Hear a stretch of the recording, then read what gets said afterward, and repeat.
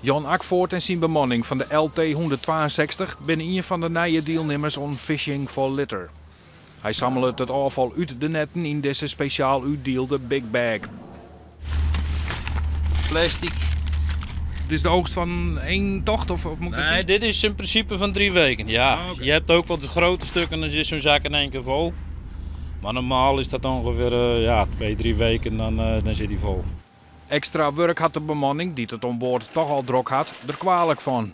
Deze bakken staan normaal gesproken omhoog. Ja, je kan er wel een klein beetje zien. Deze zijn gewoon deksels. En dan wordt het een grote vierkante bak. Daar komt dus alles in. De vis en de vuil wat je meevangt. Dan gaat het hier in principe door de gat. En dan gaat het de lopende band op. En dan gaat het hier onder de dichte bak, zeg maar. Hier komt de vis gewoon op de band. En hier staan de jongens met 3 man aan de kant staan ze het uit te sorteren. En dan een vuilnis, dat gaat hij gewoon in de mand, zetten ze op de grond. En is die mand vol, dan gooien ze hem van achteren leeg. 81 boten hel je alle jaren 300 ton afval uit de Noord- en Waadzee. Fiskers werken graag mooi, nou er ook voor zorgen wordt dat het afval van de onliststijgers naar containers gebracht wordt. Er zijn steeds meer vissershavens in Nederland die daar meedoen.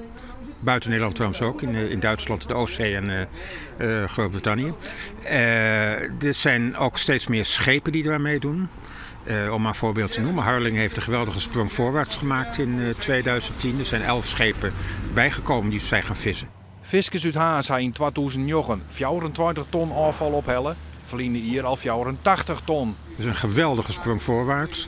En als zich dat doorzet in 2011 in Harlingen, is Harlingen absoluut de topper in het binnenhalen van afval uit zee. Naast weer 11 nieuwe deelnemers on Fishing for Litter kregen de Lemster skipper en bemanning van de LE-62 nog een prijs voor de beste inzet. Het project docht vertuten. Nou, zoals hier is goed te vernemen dat er op de routes minder afval in de netten komt.